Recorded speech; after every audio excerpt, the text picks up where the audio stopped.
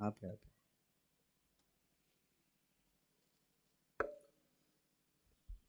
దేవుని పిల్లైన మీ అందరికీ క్రీస్తునామ శుభములు. నా వాయిస్ అందరికి క్లియర్గా ఉందా? ఓకే. నోట్లో పురుగులు వెళ్ళిపోయేలా ఉన్నాయి, కొంచెం జాగ్రత్తగా వినండి. మానవ జీవితానికి సంబంధించిన అనేక సంగతులు బైబిల్ గ్రంథంలో రికార్డ్ చేయబడ్డాయి. ఆ సంగతులను మనం ధ్యానించినప్పుడు భూమి మీద మన జీవితాన్ని ఏ విధంగా గడించాలో, మన జీవితాన్ని ఏ విధంగా దేవుని ఎదుట నిలబెట్టుకోవాలో చక్కటి సంగతులు కూర్పు బైబిల్లో రాయబడింది. చాలామందికి జీవితం విలువ అనగానే ఏమనుకుంటున్నారంటే రకరకాల స్టేట్మెంట్లతో లైఫ్ని గడిపేస్తున్నారు. ఎవరి జీవితం ఏంటన్నది అవగాహన లేకుండానే ఒకరిని ఒకరు చూసి ఇదే మా జీవితం అన్నట్టు వాతలు వేసుకుంటున్నారు. ఉదాహరణ చెప్తాను వినండి. మనుష్యుడు అన్నవాడు ప్రశ్నతో తన చరిత్రను ప్రారంభించాడు. తన ప్రశ్న ప్రపంచానికి కొత్త నాగరికతను ప్రారంభించింది. మానవుడు భూమి మీద నడుస్తూ ఈ భూమి ఎందుకు ఎలా ఉందని ప్రశ్నించుకున్నప్పుడు ఇది ఎందుకు అన్న ప్రశ్న భూగర్భ శాస్త్రాన్ని రాసింది. భూమి మీద నడుస్తున్న మనుష్యుడు చెట్లను చూసి ఈ చెట్లు ఎందుకు ఇలా ఉన్నాయని ప్రశ్నించుకున్న వాడికి ఆ చెట్లను అధ్యయనం చేయడానికి వృక్ష శాస్త్రాన్ని రాశాడు.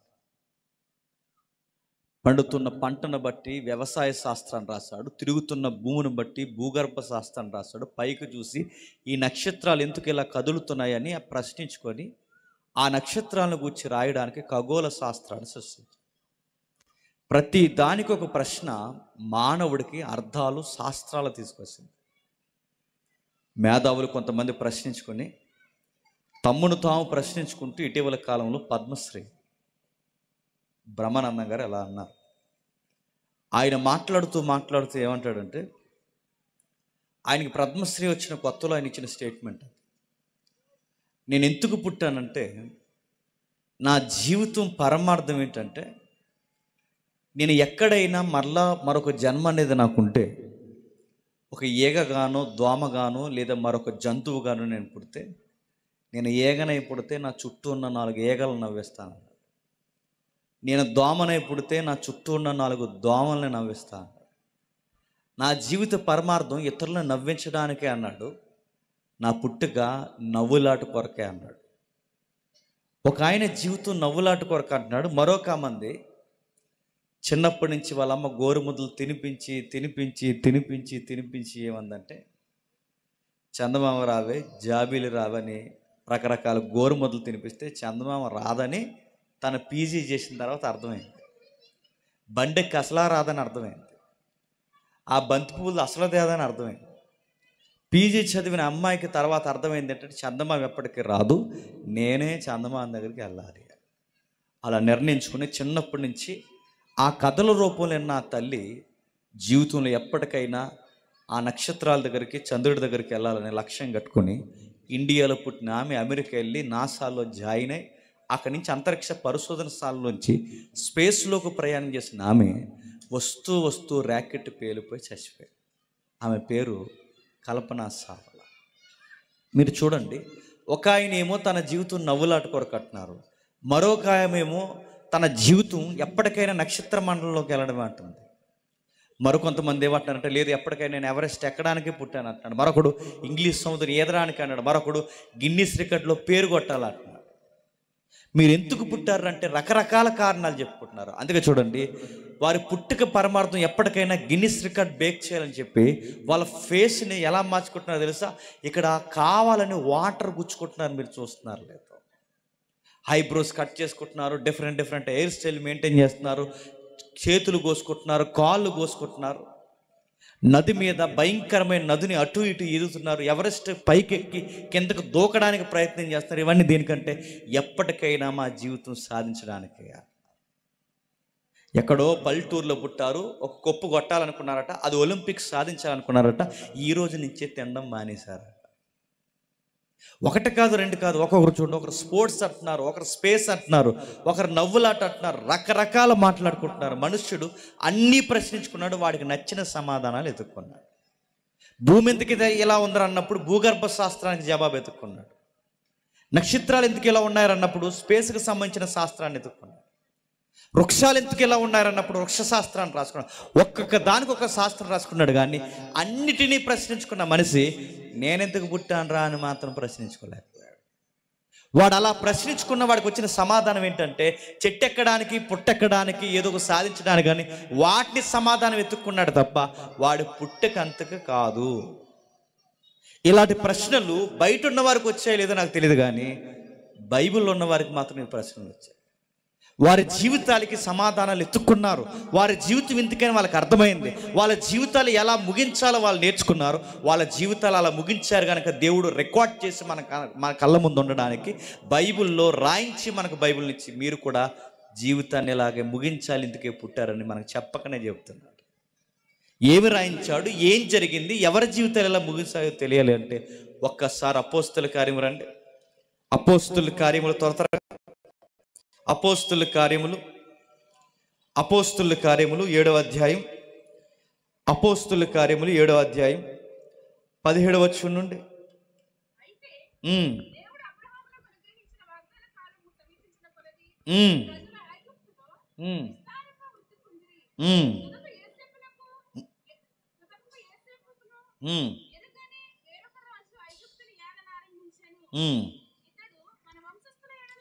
ఇతడు మన వంశస్థుల కపటముగా ప్రవర్తించి తమ శిష్యువులను బ్రతకకుండా వారిని బయట పారవేయవలని మన పితరులను బాధ పెట్టును. నా మాటలు అర్థమవుతున్నాయి అందరికీ. మానవ జీవితం యొక్క పుట్టుక పరమార్థం ఏంటో తెలియజేసే అనేక సందర్భాలు ఇది ఒక సందర్భం. చరిత్ర రాస్తున్నాడు. అబ్రహాం అనే ఒక మహానుభావుడు ఉన్నాడు. తన జీవితాన్ని దేవుడు పిలుచుకున్నాడు. ఊరనే ప్రాంతంలో ఉన్నప్పుడు నీ పుట్టుక పరమార్థం ఊరనే ప్రాంతంలో నలుగురిలో పెద్ద మనిషిలా బతకడానికి నువ్వు పుట్టలేదు. నీకంటూ ఒక వాగ్దానం ఉంది, వాగ్దాన భూభాగం ఉంది, వాగ్దాన పుత్రుడు ఉన్నాడని చెప్పి అబ్రహామును పిలుచుకుంటే, అబ్రహామును పిలిచిన తర్వాత అబ్రహాంకి అన్నట్టుగానే వాగ్దాన పుత్రుడు పుట్టాడు. ఆ వాగ్దాన పుత్రుడి పేరే ఇస్సాకు. ఆ ఇస్సాకుకు మళ్ళీ ట్విన్స్ పుట్టారు. ఆ ట్విన్స్ ఇద్దరు మనకు తెలుసు, ఒకటే యాకోబు, యాసావు. వీళ్ళిద్దరిలో మళ్ళీ యాకోబు మనకు తెలుసు. ఆ యాకోబుని దేవుడు మళ్ళీ దీవించడం మొదలు పెడితే ఆయనకి 12 మంది పుట్టారు.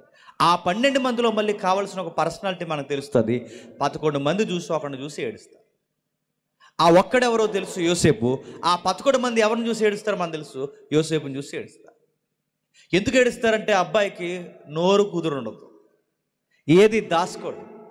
ఆ అబ్బాయికి ఒక మంచి పేరుంది, వ్యాఖ్యానకర్తలు పెట్టారు, డ్రీమ్ బాయ్ అంట.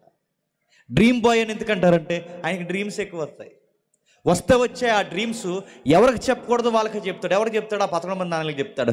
ఆ 11 మంది అన్నయ్యకి చెప్పే డ్రీమ్ ఏంటంటే, మరి అన్నయ్య మీకు డ్రీమ్ చెప్పాలని. ఏంట్రా ఆ డ్రీమ్ అని అడిగితే, ఒక నక్షత్రం ఉందరా, ఆ నక్షత్రానికి 11 నక్షత్రాలు సాష్టాంగ పడుతున్నట్టు నాకు కళ వచ్చిందిరా అనగానే, కళ చెప్పగానే కంటెంట్ ఏంటి వాళ్ళకి అర్థమైపోయి నీకు అన్నీ ఎలాంటి కళలు వస్తాయరా అన్న. రెండవసారి మళ్ళీ కళ వచ్చింది. ఆ కళ ఏంటంటే, అన్నయ్య నాకు మళ్ళీ కళ వచ్చిందని అన్నాడు. ఏంట్రా ఆ కళ అని అడిగితే ఆ కళ భావం చెప్తున్నాడు. ఈసారి ఒక నక్షత్రం ఉందరా, 11 నక్షత్రాలే కాదు సాష్టాంగ పడ్డం, ఇప్పుడు సూర్యుడు చంద్రుడు కూడా సాష్టాంగ పడతారంటే, అంటే అమ్మా నాన్న కూడా నీకు అన్నీ ఇలాంటి కళలు వస్తాయండి.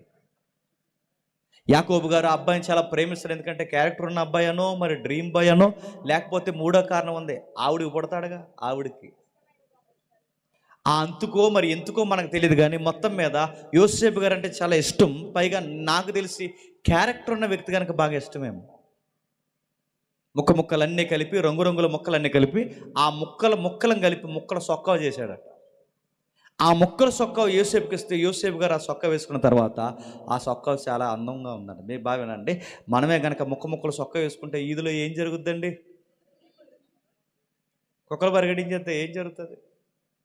మనుషులు నవ్వేస్తారు, కుక్కలు రానివో. రంగురంగుల ముక్కల సొక్క వేసుకుంటే మనకి చాలా అవమానం అవుద్ది, కుక్కలు కూడా మనల్ని ధరిమేస్తాయి. కానీ యోసేపుకి అలా కదట. యోసేపు వేసుకున్న సొక్కని బట్టి అందంగా ఉంటాడట, యోసేపుని బట్టే సొక్కగా అందం వస్తుంది. అలాంటి చొక్కా వేసుకున్న తర్వాత సొక్కావు చూసి ఏడుసారు ఎవరో తెలుసా? సొంత అన్నీలు. ఎప్పుడు గుర్తుపెట్టుకోండి, సొంతోలు మనం వేసుకున్న బట్టలు చూసి ఏడుస్తారు, మన స్థితిగతులు చూసి ఏడుస్తారు, మనం నవ్వుతే ఏడుస్తారు. ఎప్పుడు గుర్తుపెట్టుకోండి, మనం చూసి ఏడ్చే వారిలో మొదటి జాబితా ఎవరుంటారు చెప్పిన? సొంతోళ్ళే ఉంటారు. ఏడ్చారు. తీసుకెళ్ళి అసూయపరులు తీసుకెళ్ళి ఆ గోతులో పడేశారు. ఆ గోతులో పడేసిన యోసేపుని తీసుకెళ్ళి దేవుడు ఒక సైన్యాధిపతి ఇంట్లో పడేశాడు. సైన్యాధిపతి ఇంట్లో నమ్మకంగా ఉంటున్నాడు అనుకునే సమయానికి ఏం జరిగిందో మాకు తెలుసు. అక్కడ ఉన్న ఆంటీ గారు కుదురులేక ఆ అబ్బాయిని డిస్టర్బ్ చేశారు. ఆవిడ తినేసి ఇక్కడ ఉన్న కొల్లు ఇక్కడ ఉండకుండా నెత్తి మీద పోయి ఆవిడ పోయి ఏం చేస్తారు, ఆయన మీద కన్నేసి రకరకాల టెంప్టేషన్ గురి చేసి అలా చేసి ఇలా చేసి దినదినం మాట్లాడి ఈరోజు కాకపోయినా రేపైనా మాట్లాడుతాను రకరకాల పన్నాగాలు పన్నింది. ఆ అబ్బాయి అందరిలాంటి కాడు, పడగాక పడ్డు. ఆఫర్ల మీద ఆఫర్లు ఇచ్చింది. ఇదిగో నీకు ఫుడ్ ఇస్తాను, బెడ్ ఇస్తాను, డబ్బు ఇస్తాను, నాతో ఒక్కసారి నువ్వు అని అంటే ఆయన తిరగేసి ఇలా అన్నాడేమో, నీ ఫుడ్ వద్దు, నీ బెడ్ వద్దు, నీ డబ్బు వద్దు, నువ్వు దగ్గరకు వచ్చంటే పారిపోతా అన్నాడు. మనమైతే ఏమందని చెప్పండి, ఒంటరిగా బతుకుతున్నాను ప్రభువా, నాన్న లేడు, అమ్మ లేడు, అన్నయ్య లేరు, అన్యాయానికి గురైపోయాను, ఈ ఒంటరిని ప్రేమించడానికి ఈ రూపంలో మేడం గారిని పంపించావా అని ఖచ్చితంగా దేవుడికి ప్రార్థన చేద్దాం. నాకు తెలుసు నువ్వు ఉన్నావని, అందుకే ఈ ఒంటరి హృదయాన్ని ప్రేమించి ఒక హృదయాన్ని పంపావు కదంటో.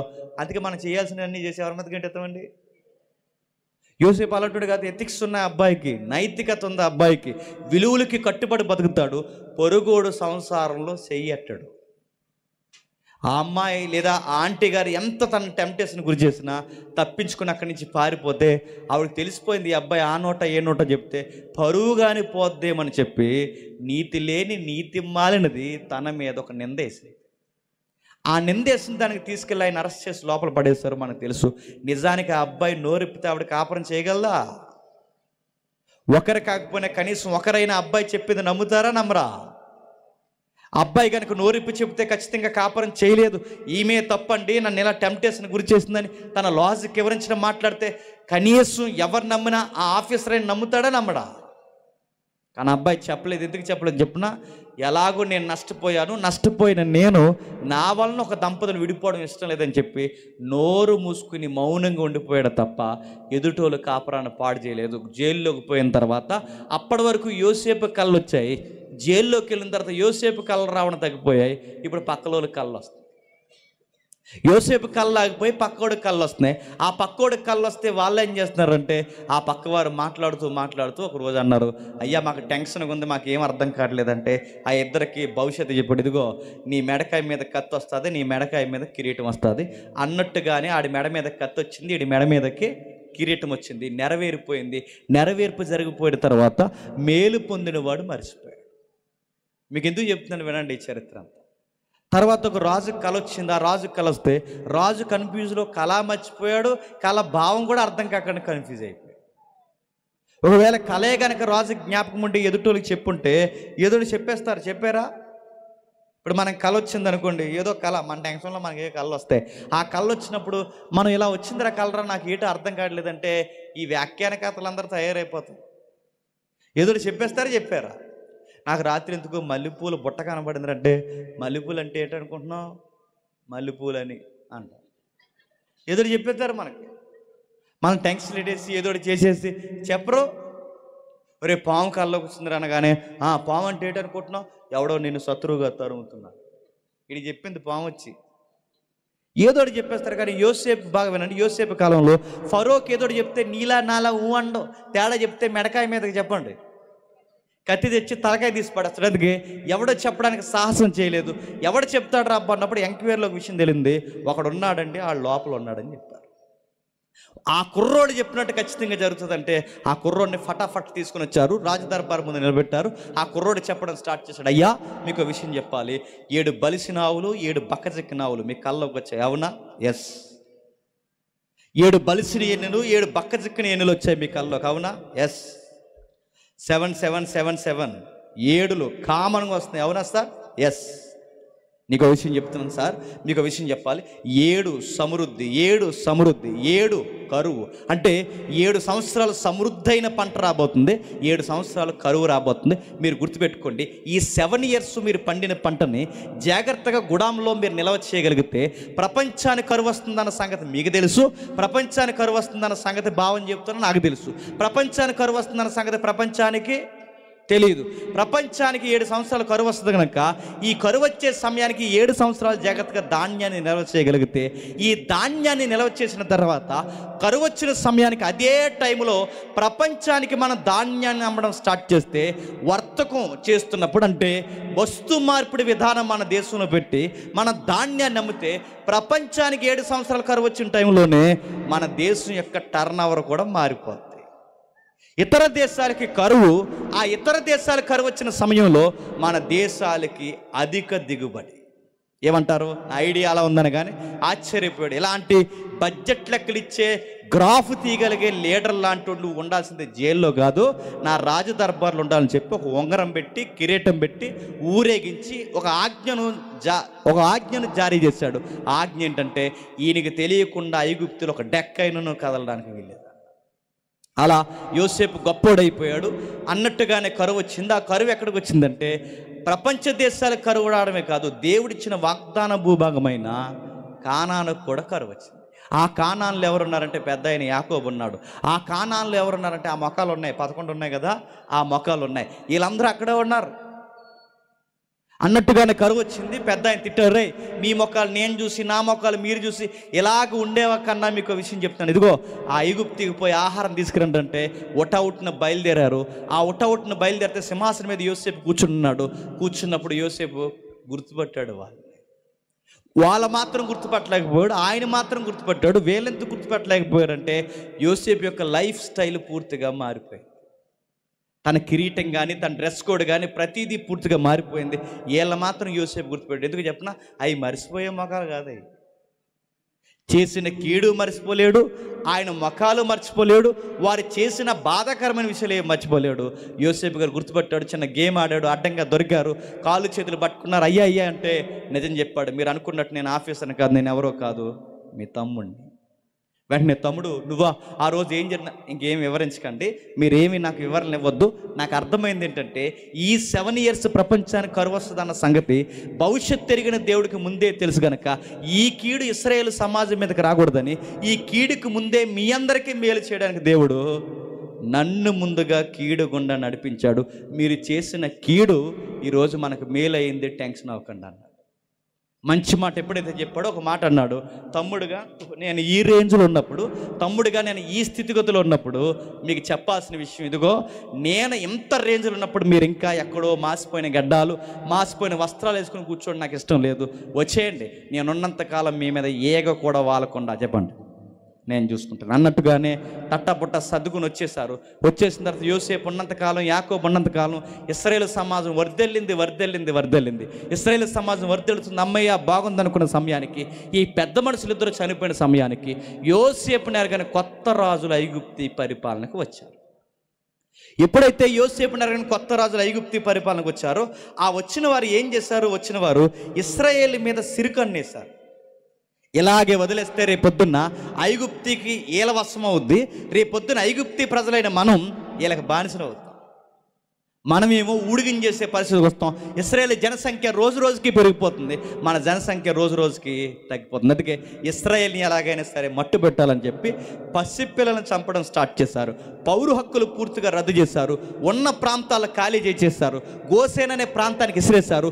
ఆ జనాభా అభివృద్ధి పెరగకుండా పిల్లల్ని చంపేస్తున్న టైంలో ఇశ్రాయేల్ సమాజం అంతా గుండెలు బాదుకుని గల్లు నేడుస్తూ, దేవా మాకు ఈ రొస్టు పట్టిన జీవితం నుంచి మమ్మల్ని విడిపించవా, మా పితరులు, మా బిడ్డలు, మా మనవళ్ళు, మా మనవరాళ్ళు, మా బతుకులంతా ఐగుప్తికి ఊడిగించేయడానికి పుట్టాం, మాకు విడుదల లేదని ఆ ప్రార్థన చేస్తున్నప్పుడు ఆ ప్రార్థనకి జవాబుగా పుట్టిన వారియర్ మోసే గారు పుట్టారు.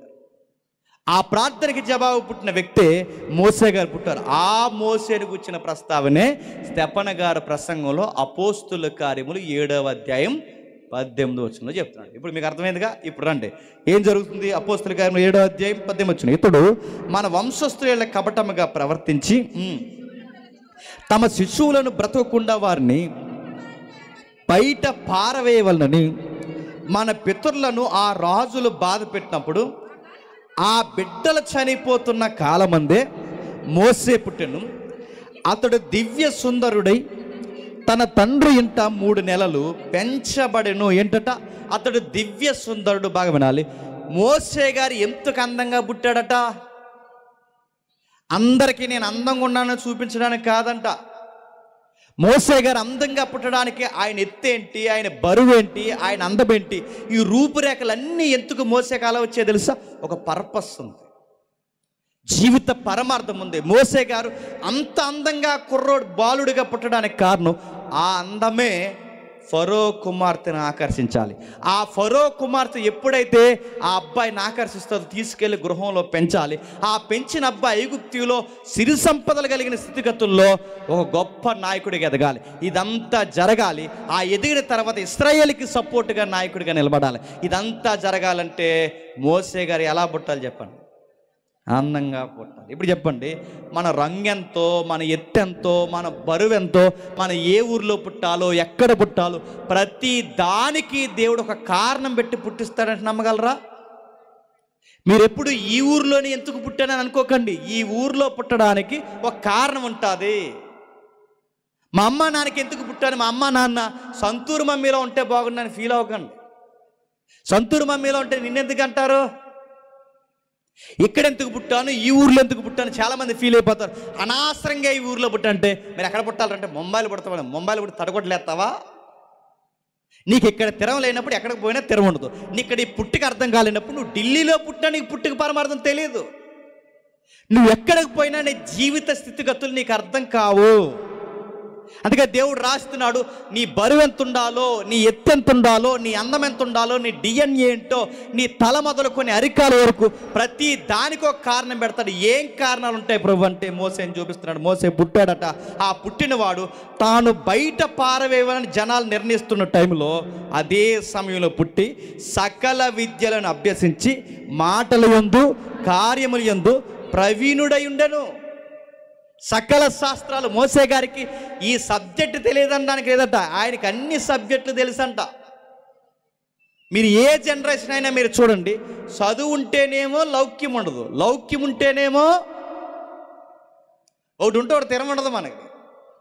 టెక్స్ట్ బుక్ నాలెడ్జ్ ఉంటేనేమో లోకజ్ఞానం ఉండదు, లోకజ్ఞానం ఉంటేనేమో చదువు ఉండదు. మోసే గారికి అలా కాదట, ఆయనకి అన్ని సబ్జెక్టులు తెలుసు. ఇంజనీరింగ్ సెక్టార్లో నెంబర్ వన్ ఐడియాలజీ కలిగినోడు ఆయన. ఏ సివిలైజేషన్లో అయినా ఎలా వర్క్ చేస్తారో ప్రతి దాన్ని అందుకే అక్కడ రాస్తున్నాడు, సకల శాస్త్రాలు అంటే ఈయనకి ఇది తెలియదనడానికి వీల్లేదు. ప్రతిదీ ఆయనకి తెలుసు. అంటే ఆయనకి ఇంత జ్ఞానము, అంత ఔన్నత్యము, ఆయనకి కలిగిన గొప్పతనం ఇంత రావడానికి కారణం దేవుడు ఒక విధి విధానంలో నడిపిస్తున్నాడు. 40 ఏళ్ళు ఆయనకు వచ్చాయట. ఆ 40 ఏళ్ళు వచ్చిన తర్వాత 40 ఏళ్ళు నిండి వచ్చినప్పుడు ఇశ్రాయేలీలైన తన సహోదరుని చూడవలనని బుద్ధి పుట్టేను. ఇప్పుడు చెప్పండి, ఇశ్రాయేలీలైన తన సహోదరుని చూడాలని బుద్ధి పుడుతుందంటే ఒక బుద్ధి, ఒక ఆలోచన పుడుతుందంటే ఆలోచన పుట్టించేవాడెవరు? యెహోవా. ఒకనికి ఆలోచన ఇచ్చేవాడెవరు? యెహోవా. రాజు హృదయాల్ని కాలవల వలె తిప్పేదెవరు? యెహోవా. ఇప్పుడు ఇశ్రాయేలుని చూడాలన్న బుద్ధి పుట్టేలాగా మోసేని రేపుతున్నది ఎవరు? యెహోవా. నువ్వు పుట్టింది ప్యాలెస్లో ఉండడానికి కాదు, నువ్వు పుట్టింది సకల శాస్త్రాలు నేర్చుకొని ఇదిగో ఈ బంగారు ఆభరణాలు వేసుకుని గుర్రాల మీద తిరుగుతావని కాదు. మోసే, నీ లైఫ్కి ఒక పర్పస్ ఉంది. ఏం పర్పస్ ఉంది ప్రభు అంటే, నా ప్రజలు నీ ప్రజలు, నా ప్రజలు నీ పితరులు, నా ప్రజలు వాగ్దాన పుత్రులైన వారందరూ మగ్గిపోతూ మండిపోతూ ఐగుప్తిలో బానిసలుగా బతుకుతున్న వాళ్ళని విడుదల చేయడానికి ఒక పుట్టిన నాయకుడు. దేవుడు రేపుతున్నాడు. ఎప్పుడైతే రేపుతున్నాడు తన పుట్టిక పరమార్థం అర్థమవుతుంది మోసేకి. నేను పుట్టింది నలుగురు నవ్వించడానికో, నేను పుట్టింది ప్రేమించడానికో, నేను పుట్టింది రకరకాల పనులు చేయడానికో, నేను పుట్టింది ఎవరెస్ట్ ఎక్కడానికి కాదు. మోసేకి అర్థమైంది, నేను పుట్టింది ఇతరులను విడిపించడానికి. చాలామంది అంటారు, పార్కులో కూర్చుని మాట్లాడేసుకుంటారు సీరియస్గా లవర్స్. నాకు అర్థమైంది నేను ఎక్కడ ఎందుకు పుట్టాను. నేను ఎందుకు పుట్టానంటే నేను నీకోసమే పుట్టా. నువ్వు అలా వెళ్తున్నప్పుడు గాలి గట్టి గీసినప్పుడు నాకు అర్థమైంది నువ్వే నా మహారాణి అని. నీ చెయ్యి నన్ను తాకినప్పుడు మెరుపులు వచ్చినట్టు అనిపించింది, నాకు తెలుసు. నువ్వు నడుస్తుంటే పువ్వులు సిగ్గుపడుతున్నట్టు నాకు అనిపిస్తుంది. నువ్వు పగలెళ్తుంటే సూర్యుడే మాయమైపోయినట్టు ఉంటుంది ఇటు సూర్యుడు.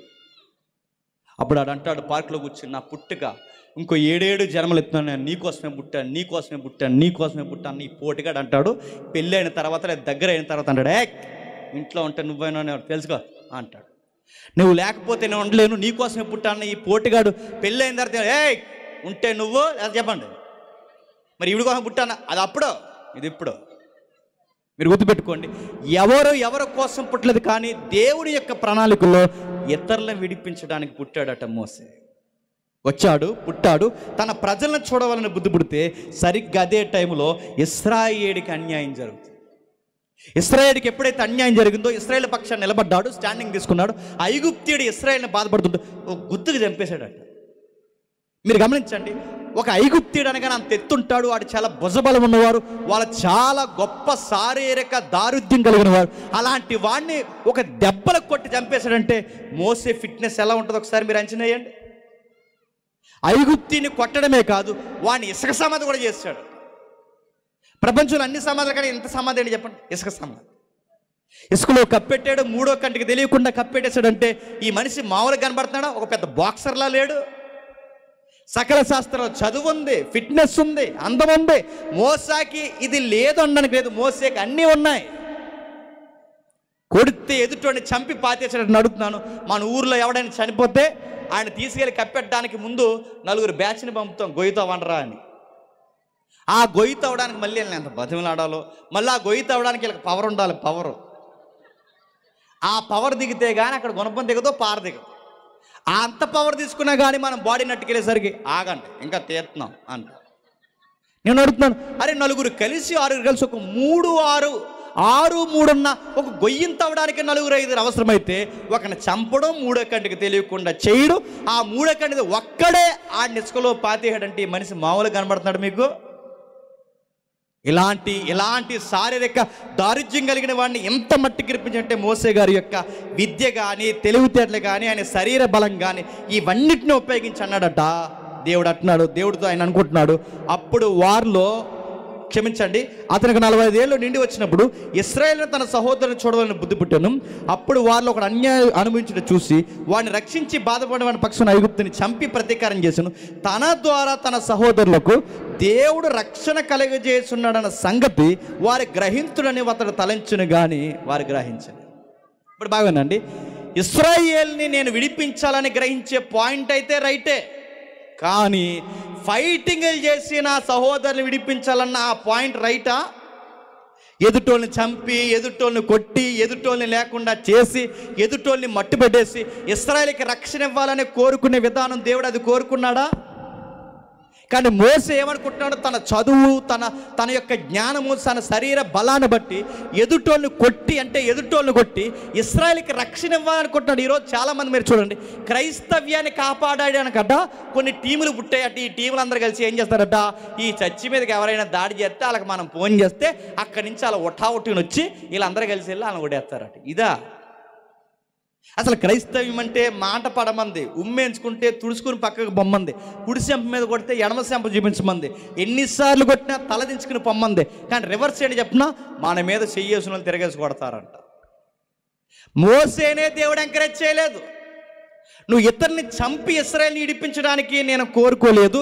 ఇతరుని చంపంటే నీ శరీర బలాన్ని, నీ జ్ఞానమును బట్టి నిన్ను విడిపించడానికి నేను నాయకుడిగా పిలవలేదని దేవుడు చేసిన పని తెలుసా? నెక్స్ట్ డే మళ్ళీ గొడవ జరిగింది.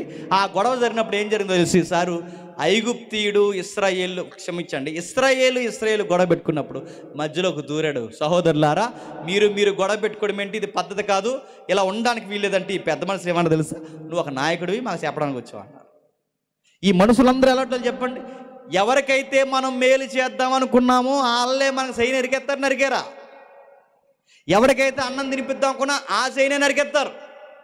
ఎవరికి మేలు చేస్తామో వాళ్ళే మనం పొడిచారు. ఇశ్రాయేలు పక్షమున నిలబడ్డానికి నేను వచ్చానంటే వీళ్ళు అన్నారు, నువ్వు వచ్చావా, మా పక్షం నిలబడతావా, నువ్వు నాయకుడు అని ఎంకరేజ్ చేయాల్సిన వారే మోసేని డిస్కరేజ్ చేస్తే ఏమయ్యాడు? తన ద్వారా ఇశ్రాయేలుకి ఇంకా ఇబ్బంది కలిగేలా ఉందని చక్రవర్తి ఆజ్ఞకు భయపడక తన వలన తన ప్రజలు బాధపడతారని ఆ భయానికి గురయ్యి భయం లేని వ్యక్తిగా అక్కడి నుంచి పారిపోయాడు. ఐగుప్తు నుంచి మిద్యాను అరణ్యానికి వచ్చేసాడు. అరణ్యానికి వచ్చి సరిగ్గా అరణ్యానికి వచ్చే సమయానికి అరణ్యంలో అప్పటికే బావి దగ్గర 4-5 అమ్మాయిలు నీళ్ళు పెడుతున్నారు గొర్రెలకి. 4-5 అమ్మాయిలు గొర్రెలకి నీళ్ళు పెడుతుంటే ఆ అమ్మాయిలు ఏడిపించడానికి ఆ రోజుల్లోనే ఎదవలు తయారయ్యారట. అంటే ఈ యొక్క ర్యాగింగ్లు ఈరోజు కొత్తగా ఉన్నవి కాదు, చెప్పండి. క్రీస్తు పూర్వం మోసే కాలం నుంచి ఉన్నాయి. ఆ రోజు ఏడిపిస్తుంటే వాళ్ళకి ఫటాఫట్ 2 వార్నింగ్లు ఇచ్చి గట్టిగా 2 ఫైట్లు చేసి వాళ్ళకి వార్నింగ్ ఇస్తే పరారైపోయారు. ఈ అమ్మాయిలకి సాయం చేశాడు. అందులో ఒక అమ్మాయి బాగా ఈయనకి కనెక్ట్ అయ్యింది. ఆవిడ పేరు సిప్పోరా. తీసుకెళ్ళి ఒక మాట అంది. ఏమందంటే, అయ్యా మీరు ఇంత హెల్ప్ చేశారు, ఖచ్చితంగా మీరు మా ఇంటికి లంచ్కి రావాలంది. అప్పటికే తిని సేనా రోజులు అయింది మన హీరో. అందుకే పిలిచిన వెళ్ళారు, ముద్దెట్టారు. ముద్ద దిగే లోపే ఓ బంధం అడిగారు. ఆ బంధం ఏంటంటే మా అమ్మాయిని చేసుకుంటారని. ఖచ్చితంగా పైనుంచి కిందకు చూసుకున్నారు. అబ్బాయిని బాగున్నాడు, జ్ఞానం ఉందే, ఫైటర్, 1 కాదు 2 కాదు, చూడడానికి ఇలాంటి అల్లుడు కావాలంటున్నాడు. చూసిన వెంటనే సంబంధం అడిగేశారు. ఆ సంబంధం అడిగేసినట్టునే ఆయన కూడా ఓకే చెప్పేశాడు. టకామని 2 పిల్లలు పుట్టేశారు. కంగ్రాచులేషన్స్. చక్కటి పిల్లలు, లైఫ్ సెటిల్ అయిపోయింది. అందమైన భార్య సిప్పోరా బాగుంది, పిల్లలు బాగున్నారు. మామగారికి సొంత కంపెనీ ఉంది. ఆ కంపెనీ గొర్రెల కంపెనీ. ఆ కంపెనీని ఈయన టేకప్ చేస్తున్నాడు. ఎవరు? మోసే గారు. ఎందుకంటే ఈయన వచ్చిన తర్వాత తిని కూర్చునే అల్లుడు కాదు. ఈ అల్లుడు ఎలాంటోడంటే, అల్లుడు మామ దగ్గర తినే రకం కాదు, కష్టపడి పనిచేసే రకం కనుక, మామ నేనుండగా ఆడపిల్ల బయటకు వెళ్ళడానికి వీల్లేదు, నేను చెబుతున్నాను, ఈ రోజు నుంచి నీ కంపెనీ టర్న్ ఓవర్ నేరం మారుస్తారని చెప్పి ఆ కంపెనీని టేకప్ చేశాడు. ఆ కంపెనీ పేరు గొర్రెల కంపెనీ. బయటికి తోలికెళ్ళాడు, మేపుతున్నాడు. సుమారు 40 ఏళ్ళు గడిచిపోయింది. 40 ఏళ్ళ తర్వాత ఇప్పుడు దేవుడు వచ్చాడు. మోసే అని పిలిచాడు. ఎవరు అనుకున్నాడు? మోసే అని పిలిచాడు. ఎవరు? అందమైన భార్య ఉంది, 2 పిల్లలు ఉన్నారు, సాయంత్రానికి వచ్చేసి సొంత కంపెనీ ఉంది. ఇంత బాగా సాగుతుంటే ఇప్పుడు జీవితాన్ని తెచ్చి రిస్క్లో పెట్టుకుంటాడా? మోసే అని 70 క్వశ్చన్లు అడిగితే కానీ ఆ మనిషి రెడీ అవ్వలేకపోయాడు. బయలుదేరాడు. దేవుడు మాట్లాడాడు. ఆ మాట్లాడి అన్ని క్వశ్చన్లు అడిగిన తర్వాత అడ్డంగా మోసే ఇరికించరా, ఇప్పుడు నువ్వు వస్తే కానీ కుదరదన్నప్పుడు అప్పుడు మోసే అడ్డంగా ఇరుక్కొని ఒప్పక మనసు చంపుకొని వస్తే మోసే ద్వారా దేవుడు ఇశ్రాయేలుని నడిపించడం ప్రారంభించాడు. ఇప్పుడు వినండి, మోసే జీవితం అర్థమవుతుంది. మోసే జీవితం పరమార్థం ఎప్పుడు అర్థమైంది తెలుసా? మొదటి 40 ఏళ్లలో విద్యను నేర్చుకున్నప్పుడు ఇప్పుడు నా దేవుడు ఇలా వాడుకుంటున్నాడు అనుకోండి, కానీ ఆ పర్పస్ రాంగ్ అయింది. ఎక్కడో మిథ్యానారాయణానికి పోయి పెళ్లి చేసుకున్నాడు. అక్కడ 40 సంవత్సరాలు వేస్ట్ అయిపోయింది. అక్కడ ఒక 40, ఇక్కడ ఒక 40. ఈ 40లో వాళ్ళు ఎంకరేజ్ చేయలేదు కనుక 40 ఏళ్ళు వేస్ట్ అయిపోయినాయి. ఇంకా 40, 80 పోయినా మోసేకి ఎంత ఉన్నాయి చెప్పండి? ఇంకో 40 ఉన్నాయి. ఆ 40 పోయిన ఇంకా 40 ఏళ్ళు ఉన్నాయి కనుక ఆ 40 ఏళ్ళలో మోసేకి జీవిత పరమార్థమై మిగిలిన 40 ఏళ్ళు దేవుని కొరకు సేవ చేసి క్రీస్తు నిమిత్తము, ప్రజల నిమిత్తం నింద అనుభవించిన గొప్ప భాగ్యం అని చెప్పి, నేను పుట్టింది నా పిల్లల కొరకు కాదు, నేను పుట్టింది సిప్పోరా కొరకు కాదు, నేను పుట్టింది నా కొరకు నేను బతకడానికి కాదు, క్రీస్తు నిమిత్తము శ్రమలు అనుభవించడానికి పుట్టానని చెప్పి మిగిలిన 40 ఏళ్ళు దేవుని కొరకు అసూలు బాసి చచ్చిపోయాడు. మీకేమర్థమవుతుంది చెప్పండి? తన జీవితం తనకు అర్థమైన తర్వాత 80 ఏళ్ళు పట్టింది తన జీవితం తనకు అర్థమవడానికి. మోసేకి 40, 80 పోయినా ఇంకా 40 ఉన్నాయి. మనకు 40 పోతే ఇంకెంత ఉన్నాయి చెప్పండి? మన 100 ఉన్నాయి. మోసేకి 80 పోతే నడుతున్నాను, 80 పోయినా ఇంకా 40 ఉన్నాయి. నడుతున్నాను. ఇలాంటి వాక్యం నీకు తగిలినప్పుడు మారిపో. ఇలాంటి సభలో నీకు వాక్యం విన్నప్పుడు మారిపో. మారదాంలే, బాప్టిజం తీసుకుందాంలే, వచ్చే ఏడాది చూద్దామంటే మళ్ళీ పోతే రావడానికి నువ్వు 120 కాలం బతికే రోజుల్లో లేవు. 30 ఏళ్ళు కూడా తినంగా బతకని రోజులు ఇవి. 9 ఏళ్ళకే షుగర్ వస్తుంది, 10 ఏళ్ళకే గుండెపోట్లు వస్తున్నాయి, చిన్న పిల్లలకే చెప్పలేని వ్యాధులు ఎంటాడేస్తున్నాయి. జీవితం ఏంటో, తింటే చచ్చిపోతామని ఒకడు, తినకపోతే చచ్చిపోతామని ఒకడు, గాలి కలుషితం అయిపోయిందని ఒకడు, చివరికి కోడిగుడ్లు కూడా ప్లాస్టిక్ అయిపోయాయని ఒకడు, పెరుగు మారిపోయింది, కొనుక్కునే వస్తువులు మారిపోయాయి, రైస్ కూడా ప్లాస్టిక్ వస్తుంది. అడుగుతున్నాను, నువ్వు 120 ఏళ్ళు బతికే రోజుల్లో లేవు. మారాలనుకున్నప్పుడు మారిపో. ఇలాంటి వాక్యం తగిలినప్పుడు మారిపో. మారదాం అనుకుంటే మారదాం అనుకునే సమయానికి మారడానికి నీకు సమయమే ఉండదు. మోసేకి 40, 80 పోయినా ఇంకా 40 ఏళ్ళు ఉన్నాయి. ఇప్పుడు కళ్ళు బాగున్నప్పుడు నువ్వు బైబిల్ చదవు, నీకు చెవులు బాగున్నప్పుడు వాక్యం వినవు, నీ కాళ్ళు చేతులు ఆడినప్పుడు నువ్వు వాక్యానికి రావు. రేపు పొద్దున్నే నీ సత్తువు తగ్గిపోతే చూసావా, గిర్రన 40 ఏళ్ళు తిరిగితే అన్ని వ్యాధులు మనం పలకరిస్తే బంపర్ ఆఫర్ లాగా, బీపీలు, షుగర్లు, అల్సర్లు, తినదరకపోవడం, ఇలాంటి కళ్ళు కనబడిపోవడం, ఇవన్నీ వస్తాయి. ఆ లోపల పోయి కూర్చున్నప్పుడు మీరు గమనించండి, అప్పుడు బైబిల్ చదవాలనిపిస్తుంది. చదువుదామనుకున్న నీ కళ్ళు నీకు కనబడవు. వాక్యం వినదామనిపిస్తుంది కానీ నీకు వినికిడి శక్తి ఉండదు. సభలో కూర్చుందాం అనుకుంటా, నీ ఎన్నిపోస నీకు సహకరించదు. నీ జీవితం నీకే అర్థం కాదు. నీ జీవితం ఎంత ప్రయత్నం చేసినా నీకేం చేస్తున్నా అర్థం కాక బిక్క చచ్చిపోయి లాస్ట్కి చేస్తావు. ఇప్పుడు చెప్పండి, మనుషులు ఎందుకు పుట్టారు తెలుసా? ఇతరులను నవ్వించడానికి కాదు. మనుషులు ఎందుకు పుట్టాడు? నక్షత్రాల్లో తిరగడానికి కాదు. మనుషులు ఎందుకు పుట్టాడు? ఇంగ్లీష్ సముద్రం ఏదడానికి కాదు. నదుల్లో ఈత కొట్టడానికి కాదు. మనుషులు ఎందుకు పుట్టాడు తెలుసా? క్రీస్తు నిమిత్తం బతకడానికే పుట్టాడు. మోసేకి అర్థమైంది కనుకే తన మిగిలిన శాశ్వత జీవితాన్ని క్రీస్తు జీవితానికి పణంగా పెట్టేశాడు. క్రీస్తు జీవితానికి పణంగా పెట్టాడు కనుకే క్రీస్తు నిమిత్తం నిందలు అనుభవించిన గొప్ప భాగ్యము. ఫరో చనిపోతే ఎలక్షన్ పెడితే నెక్స్ట్ ఫరో ఎవరంటే మోసే పేరు చెప్తారట మొత్తం ఐగుప్తిలో. నెక్స్ట్ ఫరో ఎవరంటే మోసేని పెట్టండి అంటారట. కానీ మోసేని పెట్టండి అన్నంత గొప్ప టాక్ ఆఫ్ ది టౌన్ ఉన్న మోసే అన్నాడట, ఈ సింహాసనం కన్నా క్రీస్తు కొరకు శ్రమలేమని అన్నాడంట. ఇప్పుడు చెప్పండి, ఈది నెంబర్ ఎత్తున్నాడంటే కనబడం ఇంక సజ్జలో మనం. ఎమ్మెల్యే సీటు అన్నారంటే అంతే, దరిదాపులే కనబడ్డ ఇంకెవడనే కనబడినవాడు. బోడి ఎమ్మెల్యేకి బోడి ఎంపీకే నువ్వు ఇలా అయిపోతే ఐగుప్తికి చక్రవర్తి స్థాయిని తన బ్రతుకు పరమార్థం కొరకు వదిలేశాడంటే అది లైఫ్ మీనింగ్ అర్థం అవడం. అంటే మోసేకి అర్థమైంది, నేను ఎందుకు పుట్టానంటే తన ప్రజల యొక్క చిత్తాన్ని, దేవుని చిత్తాన్ని నెరవేర్చడానికి పుట్టానని. ఇంకా ఎవరున్నారు బైబిల్లో? మరొక ఆమె ఉంది, ఒకసారి చూడండి. మరొక ఆమె ఎస్తేరు గ్రంథం 1వ అధ్యాయం 1వ వచనం. ఎస్తేరు గ్రంథం 1వ అధ్యాయం 1వ వచనం, త్వరగా. ఎస్తేరు గ్రంథం 1వ అధ్యాయం 1వ వచనం.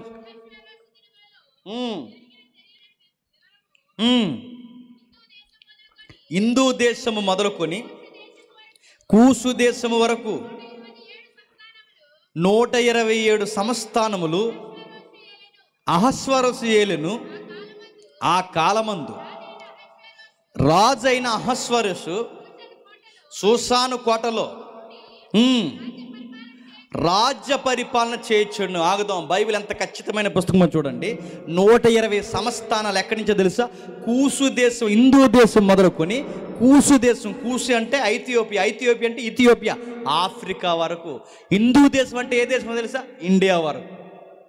అంటే అహస్వరసు పరిపాలన మన ఇండియా మొదలుకొని ఎక్కడ ఆఫ్రికా వరకు తన దేశ సంస్థానాలను స్థాపించాడట. పైగా ఎక్కడ క్యాపిటల్గా చేసుకున్నాడట? సూసాను కోట.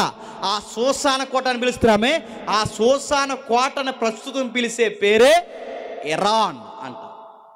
ప్రస్తుతానికి టీవీ 9లో చూస్తున్నారే, ఇరాన్ ఇజ్రాయెల్ వార్.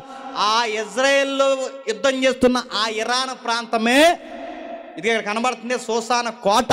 ఆ కోట ఏరియా ప్రస్తుతం ఇరాన్. అలాంటి ఏరియాలో పెద్ద రాజదర్బార్ ఉందట. 120 సంస్థానాలు అంటే మాటల, క్రీస్తు పూర్వం 120 దేశాలంటే చాలా పెద్ద పరిపాలన. ఇప్పటికీ ఇన్ని సంవత్సరాలు తిప్పి కొడితే ఎన్ని దేశాలు తెలుసా? 270, 290 దగ్గరలో ఉన్నాయి దేశాలు. ఎంత చరిత్ర జరిగినా 270, 290 దేశాలు ఉంటే క్రీస్తు పూర్వానికే 120 సంస్థానాలు పరిపాలిస్తున్నారంటే చిన్న పరిపాలన కాదు, చాలా పెద్ద రాజుల పరిపాలన. ఆ రాజుకి ఒక రోజు తిక్కల కోరిక వచ్చిందంట. ఆ కోరిక ఏంటంటే ఆడికి బర్త్డే జరుగుతుంది. ఆ బర్త్డే జరుగుతున్నప్పుడు మనకి జనవరి 26ని కానీ ఆగస్టు 15ని కానీ దేశం యొక్క బలహీనతలు చూపించడానికి, ఎదుటోడి బలహీనతనే మన బలం నిరూపించుకోవడానికి ఇలా రౌండ్లు చూపిస్తారు. ఒకసారి మీరు చూసారు ఎప్పుడైనా? ఎర్రకోట చుట్టూ తిరుగుతుంది. పిరంగులు, ర్యాకెట్లు, missiles, latest weapons, navy, air force, army, లౌకిక సామాన్యమైన ఇంకా డిపార్ట్మెంట్స్ ఏవైతున్నావో వీటన్నిటిని అలా కవాతులు చేస్తూ అలా తిప్పుతారు. ఎందుకంటే మన శత్రువు దేశాలు చూడాలబ్బో వీళ్ళ దగ్గర ఎంత బలం ఉందని చూడాలి, ప్రదర్శన పెడతారు. రిపబ్లిక్ డే కానీ ఆగస్టు 15కి కానీ స్వతంత్ర దినోత్సవాలు కానీ వీటన్నిటిని చూపిస్తారు. ఎందుకు చూపిస్తారంటే మా దేశానికి ఎంత బలం ఉందని. అలాగే ఈడు కూడా పెట్టాడట మొత్తం దేశంలోవన్నీ, అంటే సైన్యాలు, సైన్యం బలగాలు, సైన్యాధిపతులు, బలాలు, బలహీనతలు అన్నీ చూపిస్తున్నారు. అన్నీ చూపించే ఈడు నైట్కి లవ్ ఫీస్ట్ ఇట్టాడట. లవ్ ఫీస్ట్ అంటే ప్రేమ విందు. ఆ ప్రేమ విందులో ఏం చేశాడంటే వీడికి పిచ్చుకోరికి వచ్చింది ఏంటంటే అన్నీ చూపించాను, మా ఆవిడని చూపిస్తే బాగుండు అనుకున్నాడు. ఎవడైనా ఆవిడని అందరికీ చూపిస్తాడండి? అన్నీ చూపించాను, మా ఆవిడని చూపిస్తే బాగుండని ఆ వస్తీకి చెప్పాడు. వస్తీ రా, అందరి ముందు ఒకసారి అలా నడిచెళ్ళు అన్నాడట. వస్తీ కొంచెం గౌరవపదమైన సిగ్గుతో కూడిన భయం ఎక్కువ ఉంది. ఆవిడ ఏమందంటే నేను రానంది. రానంది. ఇంకెప్పుడు రాకన్నాడు. వెళ్ళిపో అన్నాడు. ఎందుకంటే రాజు రమ్మన్నప్పుడు రాలేదంటే, భర్త మాటనే రాణియే తిరస్కరించిందంటే ఈ కింద ఉన్న వాళ్ళు ఆగుతారా? రాణిగారే రాజుగారి మాట లేకపోతే నువ్వెంత బోడి గోసేటి తిరుగుతున్నావు అంటారా? అనరా? ఈ మాట వినాలా? రాణిగారు చెప్తావు ఏమనుకుంటున్నావు అనరా? అందుకే ఈ పక్కన ఉన్న వాళ్ళందరూ సలహా ఇచ్చారు, అయ్యా ఎంత అవమానం, ఎంత అవమానం, రాణిగారు మీ మాట ధృవీకరించి రానన్నారంటే ఇప్పుడు రేపు నుంచి మా భార్యలు కూడా మా మీదకే తిరగబడతారని భుజాలు తనవేసుకుని మొత్తం మీద ఆడికి ఈట ఎక్కించేసి ఆడ కాపురంలో ఇచ్చేటేశారు. ఈటెక్కిపోయి ఇలా వెంటనే శాసనం చేసి ఇంక రేపు నుంచి రావద్దు, ఈ అమ్మాయిని పంపండి అన్నారు. ఆ అమ్మాయిని పంపేశారు, వస్తీని పక్కకు దోసేశారు. మళ్ళీ సంబంధాలు ఎదుగుతున్నారు. ఆ సంబంధాలు ఎదుగుతున్నప్పుడు దేశంలో అన్ని ప్రాంతాలు తిరుగుతున్నప్పుడు అందులో ప్రాంతంలో అందమైన ఆడపిల్లని తీసుకొస్తున్నారట. ఆ అందమైన ఆడపిల్లలో ఒక ఆడపిల్ల, పేద పిల్ల, పూరగుడుసులో బతికే పిల్ల. ఆ పిల్ల పేరు అదస్త. పరిమళం గల చెట్టు. నా చిన్న కూతురు కదా ఎట్టాను పేరు అదస్త. అంటే ఎబ్రీ భాషలో పరిమళం అంటే సువాసన గల చెట్టు. అదస్త అనే అమ్మాయి ఉంది, పూరుగుడుసులో బతుకుతుంది. ఆ అమ్మాయిని చూసిన వెంటనే నాన్న లేడు, అమ్మ లేడు. ఆ అమ్మాయికి ఎవరున్నారంటే అన్నయ్య వరస అయిన వాడు ఇప్పుడు చిన్నాన్న మాదిరి పెంచుకుంటాడు. చిన్నప్పటి నుంచి ఆ బిడ్డను పెంచి పెద్ద ఎంతవరకు చూశాడు. ఈ లోపల ఊర్లో ఉన్న ఆడపిల్లని అందరిని ఎత్తుకెళ్ళిపోతుంటే తీసుకెళ్ళిపోయారు. ఆడపిల్లని ఎత్తుకెళ్ళిపోయారు. వాళ్ళకు కోర్సు పెట్టారు, ఫ్యాషన్ కోర్స్. 6 నెలలు డ్రెస్ కోడ్, 6 నెలలు స్కిన్కి ఏదైతే ఉందో ఈ గ్లో వస్తుంది చూసారా, ఆ కోర్స్ పెట్టారు. మళ్ళీ అదో పెద్ద కోర్స్. అక్కడ ఫ్యాషన్ కోర్స్ అంతా పెట్టారు. డ్రెస్ కోడ్స్ మార్చారు, ఐబ్రోస్ మార్చారు, వాళ్ళ ఆహార అలవాట్లు మార్చారు, వాటర్ ఎక్కువ తీసుకోమన్నారు, రకరకాల ఆ కోర్స్ అంతా నేర్పిస్తున్నారు. 6 మంత్స్ మారుస్తుంటే ఈ అమ్మాయి అందే, అయ్యా ఇవన్నీ నాకు అలవాట్లేదు కానీ నేను న్యాచురల్గా ఉంటాను, నేను న్యాచురల్గా ఉంటేనే అందంగా ఉంటాను. అందరిని పంపించారు. రాజుగారు నేనే అనుకోండి, కొంచెం చెప్పి అలా అనుకోండి, పంపిస్తున్నారు. అలా పంపించినప్పుడు రాజుగారు ఎలా చూస్తారనమాట, నెక్స్ట్ అంటాడు. నెక్స్ట్ మొహం అంకరగా ఉంది, నెక్స్ట్ అని చెప్తాడు అనమాట. అలా చెబుతూ పంపిస్తే అందరూ వెళ్ళిపోయిన తర్వాత ఈ అమ్మాయి వచ్చింది. ఆ అమ్మాయి పేరు ఎస్తేర్. చూశాడు, కూల్ అయిపోయాడు, పీస్ఫుల్గా మారిపోయాడు. ఎవరు ఆమె అని అడిగాడు. సో ఇజ్రాయెల్ చాలా పేదరికంలో ఉంది, తీసుకొచ్చాను అనగానే ఇంకేమొద్దు, నా చేతికర్రెత్తి చూపిస్తున్నాను, ఈమెనే రాణి చేసేయండి అన్నాడు. టకమని రాణి అయిపోయింది. పూరుగుడుసులో ఆమె అంతఃపురంలో మహారాణి అయిపోయింది, రాజుగారికి రాణి అయిపోయింది. ఎస్తేరు లైఫ్ ఒకేసారి మారిపోయింది. ఎప్పుడైతే ఎస్తేరు లైఫ్ మారిపోయిందో దేవుడు ఊరకే ఎస్తేరుకి అందమేం లేదు, గుర్తుపెట్టుకోండి. మోసేకి దేవుడు ఊరకే అందమేం లేదు, ఫేర్ అండ్ లవ్లీలు రాసుకుని తిరుగుతారని ఇవ్వలేదు, గుర్తుపెట్టుకోండి. మోసేకి అందం ఇచ్చినప్పుడు అందరిని ఎక్కిరించి తిరుగుతాడని కాదు, ఎస్తేరుకి అందం ఇచ్చినప్పుడు నేను పెద్ద అందగత్తనాన్ని చూపించడానికి తిరుగుతుందని కాదు. నీకు అందం ఎందుకు ఇచ్చాడంటే నువ్వు రాజుకు నచ్చాలి, నువ్వు రాజుకు నచ్చిన తర్వాత రాణి అవ్వాలి. నువ్వు రాణి అయ్యే సమయానికి ఇశ్రాయేలుకి ఒక పెద్ద విపత్తు వస్తుంది. ఆ విపత్తును తప్పించడానికి నువ్వు రాణిగా అప్పటికే సమస్థానంలో నువ్వు ఉండాలి. అందుకే దేవుడు ఎస్తేరుకి అందాన్ని ఇచ్చాడు. ఎప్పుడైతే ఎస్తేరుకి అందాన్ని ఇచ్చాడో రాణి అయిపోయింది, అక్కడ ఉంది, చక్కగా జీవితం కొనసాగుతుంది. తన జీవితంలో ఎప్పుడూ చూడలేని రంగులు చూస్తుంది. తన జీవితం తనకే ఆశ్చర్యం కలిగించేంతగా అందమైన జీవితంగా మారిపోయింది. ఇప్పుడు ఇశ్రాయేలు మీదకి రాని విపత్తు వచ్చింది. కొంతమంది పన్నాగాలు పన్ని యూదుల్నే లేకుండా చేయాలనుకున్నారు. యూదులు లేకుండా చేయడం అంటే దేవుని కనుగుడ్లో చెయ్యట్టడమే. ఇశ్రాయేలుని లేకుండా చేయడం అంటే దేవుని ప్రజల మీద తిరగబడ్డమే. మోసే కాలంలో ఇశ్రాయేలుని లేకుండా చేయాలనుకున్నాడు దేవుడు, మోసేని పుట్టించాడు అందంగా.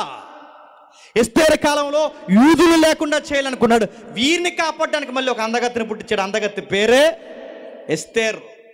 నీకు అందం ఇచ్చి నీకు పెళ్లి చేసి నేను రాణి చేసింది దేనికో తెలుసా, అందరిని ఎక్కిరించుకుని తిరుగుతావని కాదు, ఈ సమయం కొరకే నువ్వు రాణి అయ్యేవేమో చూసుకో అన్నాడు.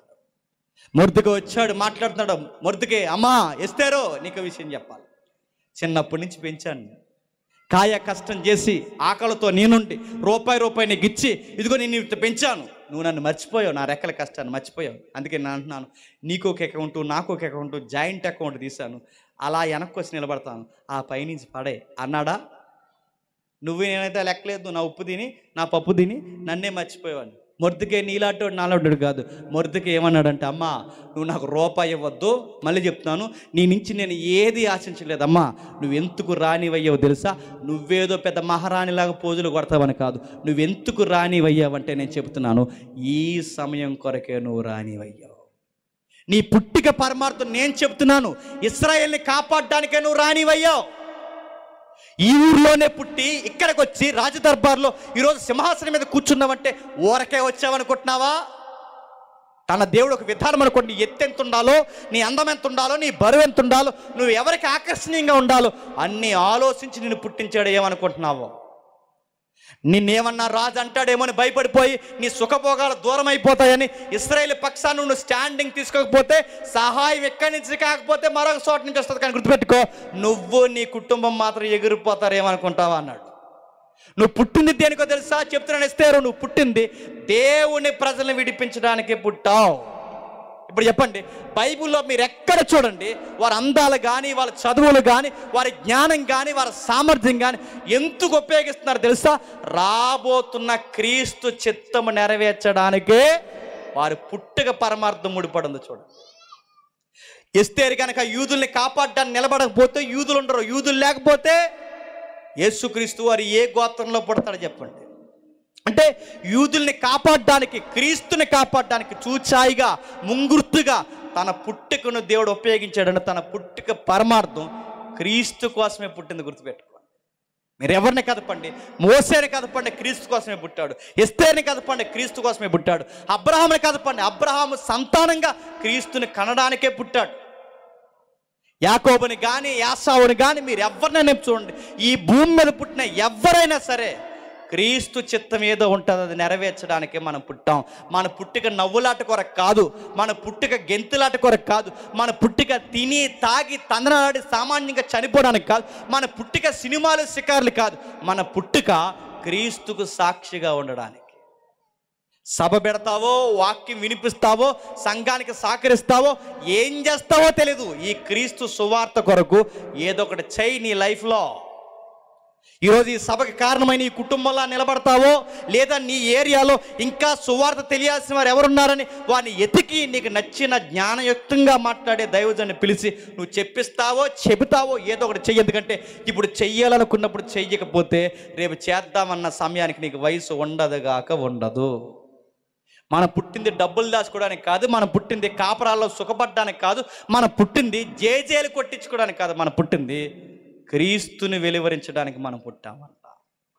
బ్రహ్మానందం గారు అన్నారు 4 ఈగలు నవ్వించడానికి కాదు, బ్రహ్మానందం గారు పుట్టింది కూడా క్రీస్తుని ఎరగడానికి పుట్టాడు. ఆయన కల్పన సావల అంతరిక్షంలో చనిపోవడానికి కాదు, కల్పన సావల క్రీస్తు కొరకు మరణించడానికి పుట్టింది. గుర్తుపెట్టుకో, నువ్వైనా నేనైనా ఎవరైనా మనం ఎందుకు పుట్టామంటే క్రీస్తుని సాక్ష్యంగా చూపించడానికి. ఇంకా మీకు బ్రైట్గా అర్థం కావాలి అంటే ఒక్కసారి యోహాను సువార్త 2 త్వరగా ముగిద్దాం. యోహాను సువార్త త్వరగా యోహాను సువార్త 18వ అధ్యాయం 19వ వచనం. యోహాను సువార్త 18వ అధ్యాయం 19వ వచనం. ప్రధాన యాజకుడు క్షమించండి 19వ అధ్యాయం 18వ వచనం. 19వ అధ్యాయం 38వ వచనం. అటు తర్వాత 19వ అధ్యాయం 18వ అధ్యాయం 38వ వచనం. అందుకు పిలాతు, నువ్వు రాజువా అని ఆయన అడగగా యేసు, నీవన్నట్టు నేను రాజునే, సత్యమును గూర్చి సాక్ష్యమిచ్చుటకు నేను పుట్టిన నా పుట్టుకది. మోసే ఎందుకు పుట్టాడు? క్రీస్తు కొరకు పుట్టా అన్నాడు. ఎస్తేరు ఎందుకు పుట్టింది? క్రీస్తు కొరకు పుట్టా అన్నాడు. క్రీస్తు ఎందుకు అట్టాడు? సత్యం కొరకు సాక్ష్యం అవడానికి పుట్టాను అంటున్నాడు. ఈరోజు అడుగుతున్నాను, మన సాక్ష్యాలు ఎలా తగలడిపోయాయి చెప్పండి. ఓ పెద్దమ్మ చెప్తుంది సాక్ష్యం. నువ్వు ఎందుకు పుట్టావే పెద్దమ్మ అని అడిగితే ఆ పెద్దమ్మ అందంట, నా పుట్టిక ఎందుకంటే బాబు నా మనవరాల్ని బాగా చూసుకోవడానికి పుట్టాము, అందుకు పుట్టావు. వాళ్ళందరికీ ఇచ్చావు, మనవడికి ఇచ్చాను, మనవరాలకి ఎంత ఇచ్చానని చెబుతావు. రేపు పొద్దున్న నువ్వు వాళ్ళు ఎదిగిన తర్వాత నేను పక్కన పెట్టేస్తారు. వాళ్ళ చెవిలో చెప్తావు 50 లక్షల పాలసీ కడుతున్నాను, 50 లక్షల పాలసీ అని నామినీ పేరు ఎడతావు. వాళ్ళు ఎదిగిన తర్వాత నేను కోరుకుంటారు ఏమని చెప్పినా, మా నానమ్మ మా తాతమ్మ త్వరగా పోతే బాగుండను, ఎందుకు నువ్వు పోతే వస్తాయి డబ్బులు 50 లక్షలు, అందుకు వాళ్ళు నేను బతకాలని కోరుకోరు. వాళ్ళు మనవడి కోసం పుట్టాను, మనవరాల కోసం పుట్టాను, అన్నీ వాళ్ళకి ఇచ్చాడు. నీకు లాస్ట్కి ఏమిస్తారు? చెప్పెత్తారు నీకు చెప్ప. ఆ చెప్పెట్టుకు కూర్చుంటావు అరుగు మీద, అందరికి అన్నిచ్చాను, నాకు ఏమని నడుతున్నా, అందరికి అన్నిచ్చాను. నీ బతుకులో దేవుడికి ఏమనిచ్చావా? సమయం ఏమలేదు, కష్టం ఏమలేదు. జీవితంలో దేవుడు అంటే తిరగే 60 సంవత్సరాలు ఏం చేసావంటే ఈ సంసారంలోనే పరిగెట్టావు తప్ప దేవుడు ఉన్నాడా? సత్యం కొరకు సాక్ష్యం ఇవ్వండి అంటే ఈరోజు సాక్ష్యాలు ఎలా ఉన్నాయో తెలుసా? ఎవరో ఉన్నారట, సువార్త ఛానల్స్ ఉన్నాయి కదండి, రక్షణ టీవీ ఛానల్స్లో ఇప్పుడు తగ్గాయిలండి, ఆ మధ్యకాలంలో ఎక్కువ. వచ్చేస్తారు, ఇలా మై కట్టుకుని వచ్చేసాడు ఒక ఆయన. వచ్చేసి ఏమంటున్నాడంటే సాక్ష్యం, ఇలా మై కట్టుకుని వచ్చి అందరూ ఎవరెవరైతే ఏ బాధలు ఉన్నారో అందరూ దయచేసి మీ కుడి చేతిని చూపించండి అన్నాడట. టీవీలో ఉన్న ఆయన అన్నాడట, పరిశుద్ధాత్మ శక్తిని ఇప్పుడే నేను బలంగా పంపిస్తున్నాను మైకులు గుండా అన్నాడు. ఎలాగా? మైకులు గుండా 1 2 3 టచ్ అన్నాడు. అనగానే ఆ పవర్ అంట అలా మైకుల్లోకి వెళ్ళిపోయి, ఆ డిష్లోకి వెళ్ళిపోయి, సాటిలైట్కి వెళ్ళిపోయి, సాటిలైట్స్ అలా వచ్చేసి ఆ యాంటీన్లో దిగిపోయి ఆ టీవీలోకి వచ్చేస్తే, ఆ టీవీలోకి వచ్చినప్పుడు సరిగ్గా వచ్చే టయానికి మనకి ఎక్కడ నొప్పి ఉందో అక్కడ చెయ్యి ఎట్టుకోవాలట, ఓ చెయ్యి టీవీ మీద ఎట్టాలట, పవర్ అలా వచ్చేలా వెళ్ళిపోద్ది. ఇదో సాక్ష్యం. ఇలా సాక్ష్యం పెట్టిదిగో పవర్ అలా వచ్చింది మా కడుపులోకి వెళ్ళిపోయి కణితి తగ్గిపోయిందంటే, ఇది టీవీ ఎదరెట్టమని ఎట్టారు, ఆ టీవీ వెనకాలెట్టమంటే ఎడతారు, పగలెట్టమని ఎడతారు.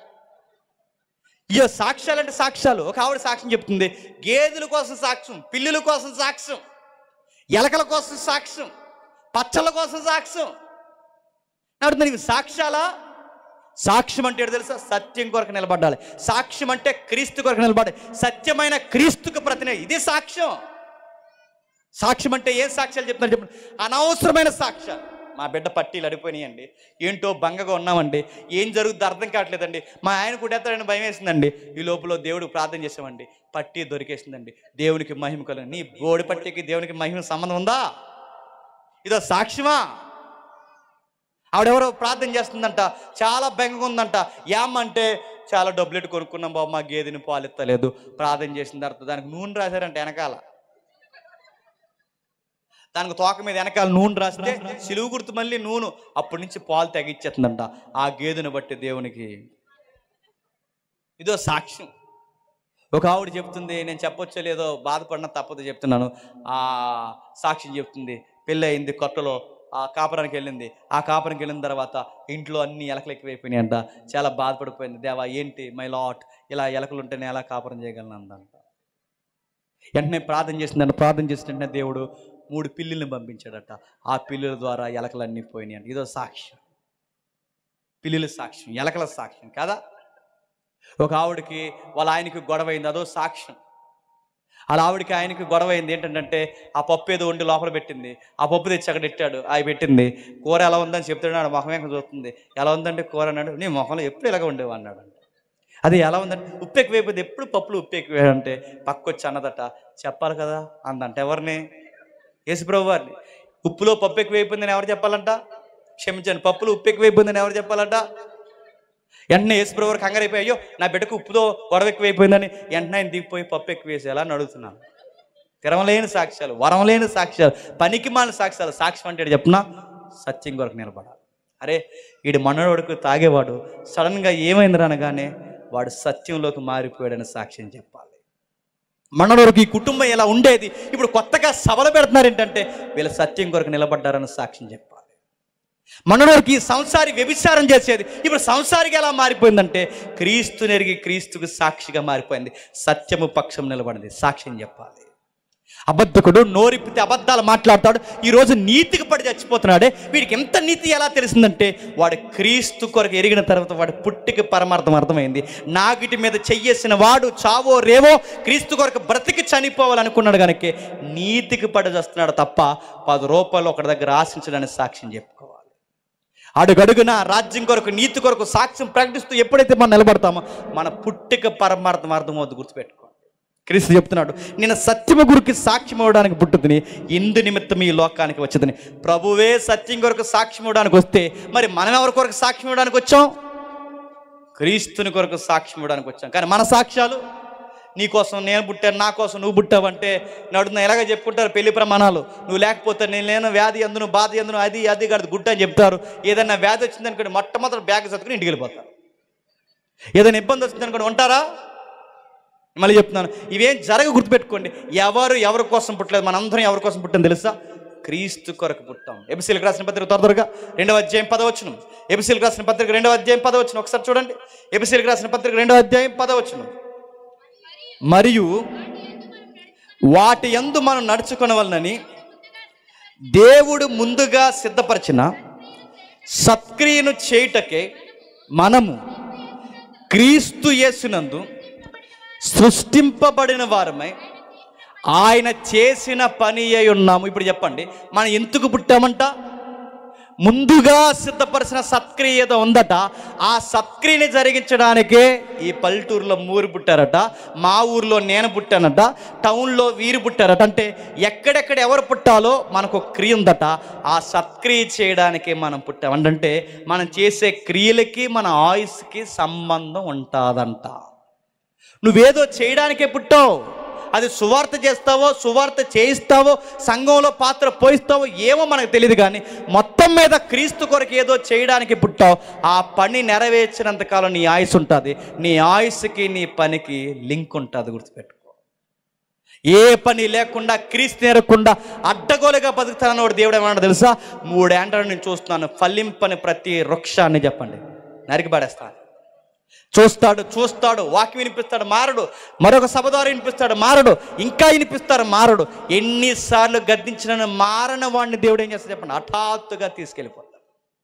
ఇంకా మాట్లాడతాడు. మొదటి సంవత్సరం, రెండో సంవత్సరం, మూడో సంవత్సరం, 3 ఏండ్ల నుంచి దీని వలన నేల అర్థమైపోవాలని ఒక వృక్షం కోసమే బాధపడిన వాడు వృక్షాన్ని పోల్చి మాట్లాడుతున్న దేవుడు, నువ్వు ఏమీ దేవునికి పనికి రాకుండా బతికితే నువ్వు బతకడం దేవుడు కోరుకుంటాడా? ఇప్పుడు చెప్పండి, మన పుట్టికెందుకో చెప్పనా? తినడానికి కాదు. మన పుట్టికెందుకో చెప్పనా? కార్యక్రమాలు చేసుకోవడానికి కాదు. కొంతమంది అంటున్నారు, నేను ముగించి చేస్తున్నాను, కొంతమంది అంటున్నారు, అరే ఆ ఊరెళ్ళి నువ్వు అది తినలేదురా, వేస్ట్రా ఇంక నీ పుట్టిక అంటారు. నేను అది తినకపోతే నా పుట్టికే వేస్ట్ అంట. పచ్చడి తినకపోతే వేస్ట్, అది తినకపోతే వేస్ట్, ఆ చొక్కా వేసుకోకపోతే. అంత సీప్గా మాట్లాడకండి. లైఫ్ ఏంటి చెప్పనా? క్రీస్తుకు రిప్రజెంట్గా నిలబడ్డాం, గుర్తుపెట్టుకోండి. జేమ్స్ క్రీస్తుకు ఒక రిప్రజెంట్, ఈ ఫ్యామిలీ క్రీస్తుకు ఒక రిప్రజెంట్, నా జత పనివారు క్రీస్తుకు ఒక ప్రతినిధులు. అంటే మీరు మీ క్రీస్తుకి మీ ప్రాంతాల్లో ఒక ప్రతినిధులుగా నిలబడాలి. మిమ్మల్ని చూసినప్పుడు అనిపించాలి, అరే ఇలాంటి శ్రమలు వస్తే మేము తట్టుకోలేము, మీరు ఎలా నిలబడగలుగుతున్నారంటే వాళ్ళకి చెప్పాలి, క్రీస్తుని బట్టి తట్టుకోగలుగుతున్నామని చెప్పాలి. క్రీస్తు నిమిత్తం నిందలు అనుభవించడానికి మాకన్నా ముందు వరుసలో మోసే నిలబడ్డాడు, ఎస్తేర్ నిలబడింది, క్రీస్తు మా కొరకు ముందు నిలబడ్డాడు. అదే వరుసలో మేము నిలబడ్డాం కనుక మా పుట్టిక క్రీస్తు కొరకు అని చెప్పాలి. ఇప్పుడు చెప్పండి, బ్రహ్మాండంకి అర్థం కానిది, కల్పనా సావలకు అర్థం కానిది, బయట వాళ్ళకి అర్థం కానిది, మనకు అర్థమైనది ఏంటి తెలుసా? బైబిల్ని బట్టి మనం దేవుని కొరకే పుట్టాం. మన పుట్టుక దేవుని కొరకే. పుట్టించిన వాడు మన పట్ల అనేకమైన కళల కనున్నాడు. అందుకే మనం ఎలా ఉండాలో, మన రంగు ఎంత ఉండాలో, మన ఎత్తు ఎంత ఉండాలో, మన ఆయుష్ ఎంత ఉండాలో, ఎక్కడ బతకాలో, మన కుటుంబం ఏంటో, మన క్యాస్ట్ ఏంటో ప్రతీదీ నిర్ణయించి దేవుడు పుట్టించాడు. ఆ పుట్టుకలో నువ్వు పుట్టావు. నేను ఎక్కడెందుకు పుట్టాను ఎప్పుడు నిందించకు. నేను ఈ కుటుంబంలో ఎందుకు పుట్టాను ఎప్పుడు అనుకోకు. నువ్వు ఏ కుటుంబంలో పుట్టినా క్రీస్తుకు పరిమళ వాసనగా నువ్వు మారాల్సిందే. క్రీస్తు సువార్త చెప్పడానికి నువ్వు ఉద్యోగం చేస్తున్నావా? ఆ ఉద్యోగంలో నిలబడు. చదువుతున్నావా? చదువు క్రీస్తు కొరకు చదువు. జ్ఞానవంతుడువా? ఆ జ్ఞానాన్ని క్రీస్తు కొరకు ఉపయోగించు. శక్తి కలిగిన వాడువా? ఆ శక్తిని చేసినా, అది వ్యాపారమైనా, ఉద్యోగమైనా, సంసారమైనా, ఏదైనా నువ్వెక్కడున్నా క్రీస్తు కొరకు ప్రతినిధిగా నిలబడు. అప్పుడు నీ పుట్టుక పరమార్థం నీకు అర్థమవుతుంది. ఇంత విన్న తర్వాత కూడా క్రీస్తు ఏంటో నీకు అర్థం కాకపోతే, ఇంత విన్న తర్వాత కూడా నీ రాజ్యంలో నీ పాత్ర ఏంటో నీకు అర్థం కాకపోతే, క్రీస్తు కొరకు ఏం చేయాలి నీకు అర్థం కాకపోతే, ఎప్పటికే నీ జీవితం వ్యర్థం చేసావని మర్చిపో. మోసేకి పితరులకి 40 పోయిన వాళ్ళకి జీవితాలు ఉన్నాయి. మనకు 40 పోతే ఇంక 20 ఉంటాయి, 50 పోతే ఇంక 10 ఉంటాయి. ఇప్పటికే వయసు మళ్ళీపోయిన వారు చాలామంది కనబడుతున్నారు. ఇంకా ఏం ధీమా ఉందని ధైర్యంగా ఉన్నారు. చెయ్యాల్సిన సత్క్రియని ఇంకా నిర్లక్ష్యం చేస్తే, నేను మళ్ళీ చెప్తున్నాను, చెయ్యకూడని క్రియలు చేసి ముగిసిపోతే మీ జీవితానికి మీరే ఉత్తరవాదులుగా మారిపోతారు. ఏదో ఒకటి చెయ్యండి దేవుని కొరకు, ఏదో కార్యక్రమం జరిగించండి. దేవుని కొరకు చెబుతూ జీవిస్తూ దేవునికి ప్రతినిధులుగా నిలబడండి. క్రీస్తుని కనబరచండి. దేవుని పక్షంలో మీరు ఎప్పుడైతే నిలబడతారో మీ పిల్లల పుట్టుక, మీ పుట్టుక పరమార్థం అర్థమైనాడు. ముగిసిపోతున్న వేళ ధైర్యంతో మీ జీవితాన్ని ముగిస్తారు. అందుకే మీరు చూడండి, వీళ్ళ జీవితాలు ఎక్కడ మీరు కదపండి. మోసేని కానీ, అబ్రహాముని కానీ, ఇస్సాకుని కానీ, యాకోబుని కానీ, సమూయేలుని కానీ, రాజులను కానీ, దానియేలు కానీ, సొలొమోను కానీ, భక్తులను కానీ, అపోస్తులు కానీ, పౌలు కానీ, వీళ్ళందరూ చూడండి క్రీస్తుకు దాసులం, ఆయనకు సాక్షులం అని చనిపోయారు. చివరికి ఒక మాట అన్నారు, బ్రతుకుంటే క్రీస్తే చెప్పండి, చావైతే లాభం అని చెప్పారు. అందుకే మన జీవితం అనే కథలో కథానాయకుడు ఎవరు తెలుసా? మనం కాదు. మన జీవితం అనే కథలో కథానాయకుడు క్రీస్తు. నా కథ అంతా ఎవరికి ముడిపడి ఉండాలి చెప్పండి? క్రీస్తుకు ముడిపడి ఉండాలి. నా హీరో క్రీస్తు కనుకే నా కథ, నా కథను నడిపిస్తున్న నాయకుడు ఆయనే. నా కథ అనే జీవితంలో ఆ కథానాయకుడు లేకపోతే నా జీవితానికి అర్థం లేదు. క్రీస్తుని కలుగున్న ప్రతి ఒక్కరూ క్రీస్తుని కలుగున్న ప్రతి ఒక్కరూ సాక్ష్యం కలిగిన వారు, క్రీస్తుని కలుగున్న వారు మీ జీవితాలు పరమార్థం ఎరిగిన వారు. అట్టు ధన్యత దేవుడు మీ అందరికీ అనుగ్రహించునుగాక. ప్రార్థన చేసుకుందాం.